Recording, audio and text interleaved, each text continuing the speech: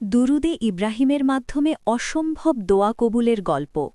এই গল্পটি একজন ২৯ বছর বয়সী আপুর, যার পরিবার খুবই জিদি এবং স্বার্থপর ছিল। তারা কোনোভাবেই তাকে বিয়ে দিচ্ছিল না। কোনো কারণ ছাড়াই তারা বারবার বিয়ে পিছিয়ে দিচ্ছিল। একদিন হঠাৎ তার মনে পড়ল কলেজের টিচারের কথা। টিচার বলেছিলেন, দুরুদ পড়লে গুনাহ মাফ হয়, চিন্তা দূর হয় আর আল্লাহ পথ সহজ করে দেন। সে আরও জানতে পারল, দুরুদে ইব্রাহিম পড়লে দোয়া কবুল হয়, স্বপ্ন পূরণ হয় আর ইচ্ছা বাস্তবায়ন হয়।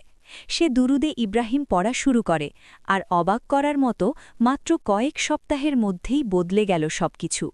সেই পরিবার যারা এতদিন বিয়ের কথা তুলতে চায়নি, তারা নিজেরাই বিয়ে নিয়ে আগ্রহ দেখাতে শুরু করল। তারা বলল, আমরা তোমাকে সেই ছেলেকে সাথেই বিয়ে দেব যে তোমার যোগ্য। তাকে তার নিজের পছন্দমতো একজন ধার্মিক ছেলের সাথে বিয়ে দেন। এভাবেই দুরুদ পাঠে অসম্ভব দোয়া কবুল হয়। ২৯ বছর বয়সেও যেখানে কোনো আশা ছিল না, কয়েক সপ্তাহেই আল্লাহ তার দোয়া কবুল করলেন।